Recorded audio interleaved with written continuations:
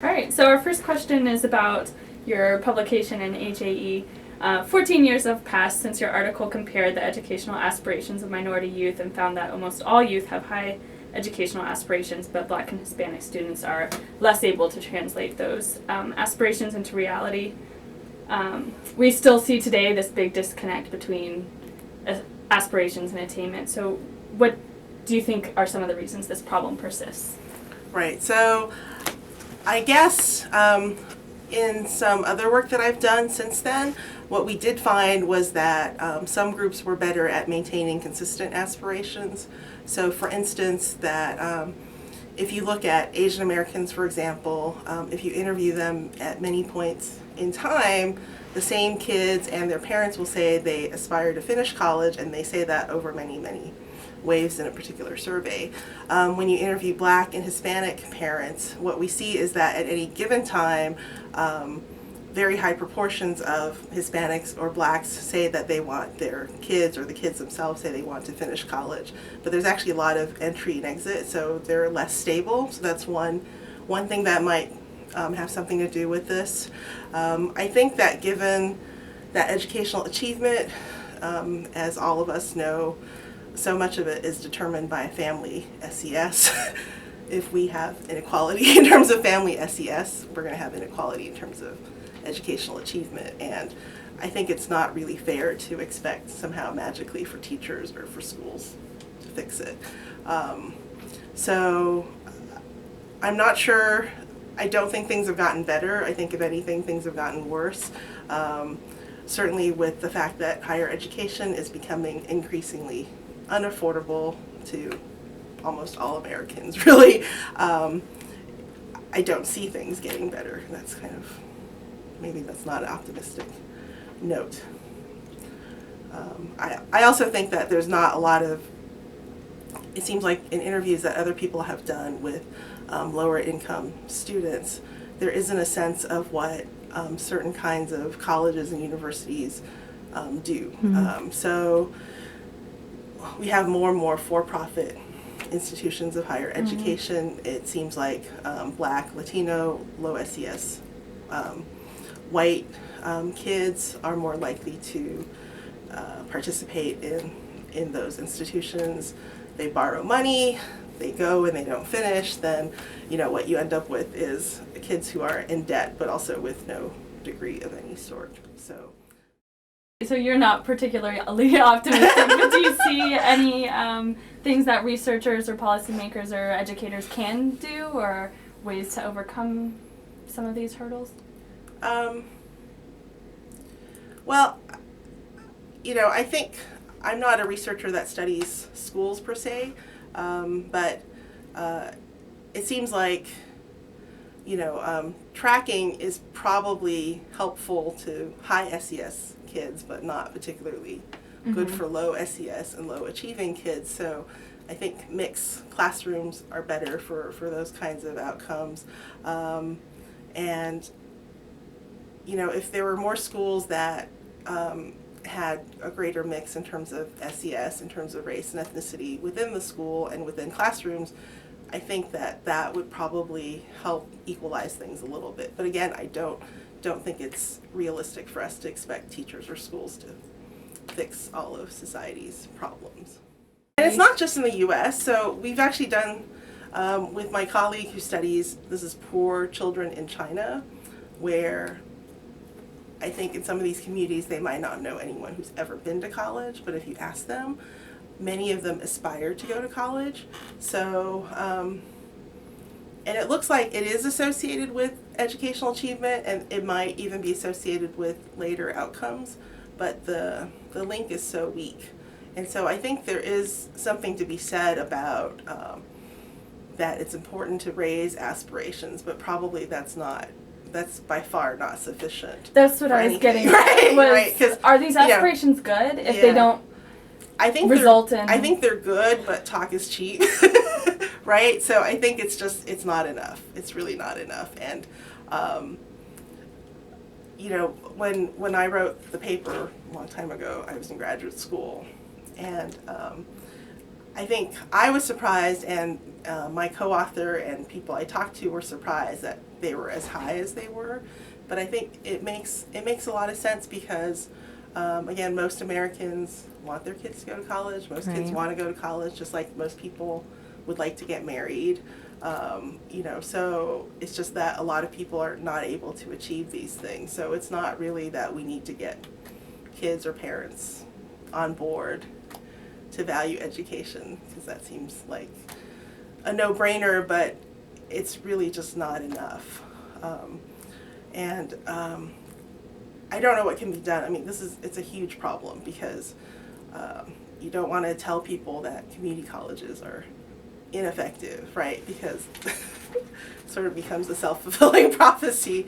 So of course there needs to be better links from community colleges to four-year schools, and maybe that will happen given that President Obama seems to be interested in investing in this. And there's also a lot of pressure on, lots of universities. I know Penn State will be an example, but there's a lot of pressure to perhaps have some students do some classes at a community college. The state of California is going through this as well. So if you go to a Cal State school now, kids can't finish in 4 years because there aren't enough classes to take.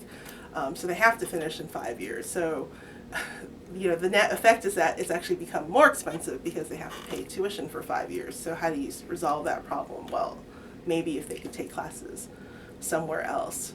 I don't know if that's feasible either, but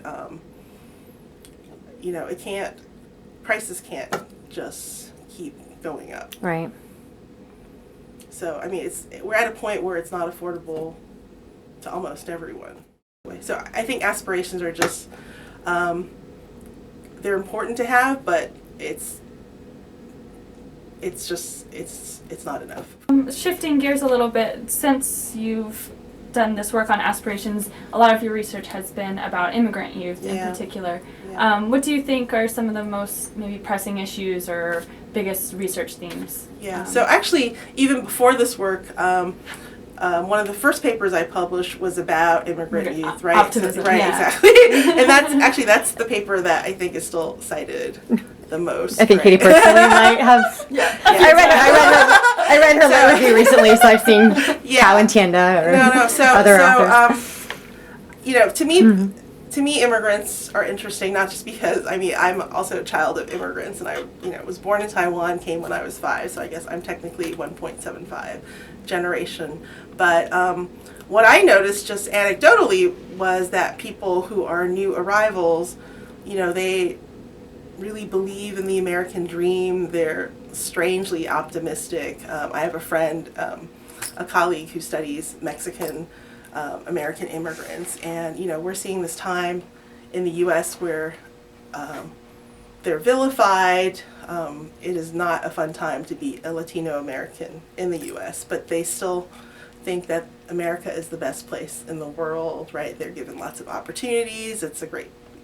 They have all these positive beliefs, and so the idea is that, well, can those beliefs somehow protect you? In other words, maybe ignorance is bliss. I think the old work and my subsequent work says that there's probably something to that. And I can't quite, some of this, of course, with immigrants has to do with selection, because you're getting, again, strangely, not just optimistic, but people who are willing to take bets. People who are determined in some way that we can't really measure. And so certainly that there's some benefits to that. And anyway, so I do believe it. I don't know how to quantify it. It's really hard to quantify. I think lots of people have found it for different kinds of outcomes, but not consistently. Certainly if you look at health outcomes, there's also some support for this idea that immigrants are somehow hardier, but again, this is largely selection. And then I guess the argument is, well, do immigrants become more pessimistic over time, right? So maybe they come and they're happy-go-lucky, everything is great, and then after just many, many years of being beaten down, maybe they finally realize that it really is no fun to be a racial minority, and life isn't fair for us, and you just give up on the whole thing. So, and I don't know the answer to that question either. I do think that with some immigrants, maybe it's not just their own optimism or own ideas of how it's possible for them to make it, but also the fact that because Americans, and I suppose this is true, period, that our friendship networks and our peer networks are so segregated by race and by SES and all these things. And so I imagine that a typical immigrant family who has friends that are they're also immigrants, all these things become magnified. So I think that also has something to do with this. But I do believe it still exists. I don't think, I'm not sure how the immigrant effect overlaps with the racial differences because, of course, as you know, immigrants are, they come to this country identifying with a particular ethnic group or nationality, but really they're just absorbed into our racial and ethnic hierarchy. So whether or not you think of yourself as X, you become part of that group, right? So no new Asian American immigrant comes here and says, hey, I'm Asian American. No one would say that, right? And so, and the same is true for any of the other groups. And what happens is over time, they have to learn that this is how they're seen, and so, their race and immigrant status play, they interact in very complicated ways, and I don't know how, I don't know to what extent it's hard to separate those two things, especially for some groups. With Latinos, a large percentage are foreign born. I think it's something like, I want to say 40 or 50%. With Asian Americans, if you look at people that are either foreign born themselves or children of immigrants, we're up to about 90%. So it's really hard to differentiate between what is race and ethnicity and what is really being immigrant, right? So I think new destinations is one of those things that we have new gateway cities, and there's going to be a lot of attention to that. So certainly that's one thing. The other thing I think are immigrants from African nations. So the idea of, and a lot of people are interested in this, but we haven't had good data about, how African Americans, so blacks in the U.S., how they interact with folks who are newly arrived from Africa, right? So that interaction is not well understood. To what extent does race and immigrant status matter for newly arrived African immigrants? The other thing I think that's going to be big is really looking at these problems in Europe, because I always tell people, I actually have this paper on immigrants in Spain that I almost gave that talk, but the proportion of foreign born in Spain is the same as the U.S. now. So, Spain almost overnight became a sending country to a receiving country, and this is true for most of the, countries in Western Europe. They're all dealing with it. They're not happy about it. And so I sort of feel like that research is still in its infancy, but it'll be really interesting to watch. And for the Spanish thing, I'll just give you, in Spain, the Asian American kids had the highest achievement. They earned better grades in Spanish than kids from Latin America.